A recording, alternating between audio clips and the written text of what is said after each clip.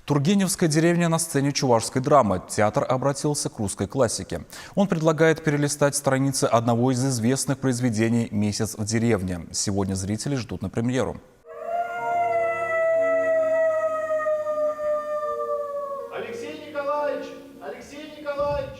Что может изменить в жизни один месяц, к тому же в провинции. Но в серую рутину будней неожиданно яркой вспышкой врывается любовь. Она меняет размеренный ход жизни и вызывает бурю незнакомых ранее эмоций. Лирическая интрига захватывает сразу несколько персонажей. Наталья Петровна, жена богатого помещика, влюбляется в Алексея Николаевича Беляева, студента-учителя ее сына. Он отвечает ей взаимностью. В свою очередь к ней неравнодушен давний друг семьи. К учителю испытывает романтические чувства и Верочка, воспитанница Натальи Петровны. Но, несмотря на все перипетии, в пьесе нет явного конфликта. Все строится на внутренних переживаниях героев. Тургенев, конечно, он сложный автор, и пьеса нелегкая.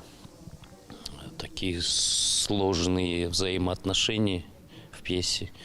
И вообще каждой линии персонажа она нелегко выстроить.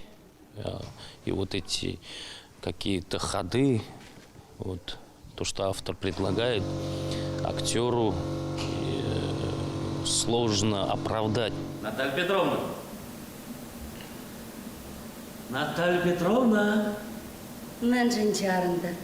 Один из сложных образов – хозяйка имения Наталья Петровна. Благородная, спокойная дама превращается в ранимую, раздражительную, ревнивую женщину, которую с головой, точно штормовой волной, накрыла любовью. Она оказывается перед мучительным выбором. Что выбрать? Семью, либо любовь? То чувство, которое впервые нахлынуло ее.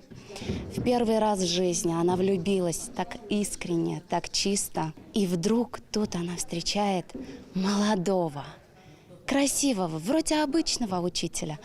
Но тут она что-то в ней перевернулось, что-то вспыхнуло, и она не в силах. Точнее, она это понимает, но остановить себя не в силах. Спектакль на чувашском языке поставил молодой русскоговорящий режиссер Дмитрий Миронов. В театр его пригласил художественный руководитель Валерий Яковлев, который высоко ценил его постановку «Страна слепых», кстати, занявшую первое место на конкурсе «Театральное Приволжье». Когда уходит, как это сказать, некий дискурс, то есть остается эмоция, и я понимаю то, о чем они говорят без текста. То есть я как раз их настраиваю так, чтобы без слов было все понятно на площадке. Алексей Николаевич!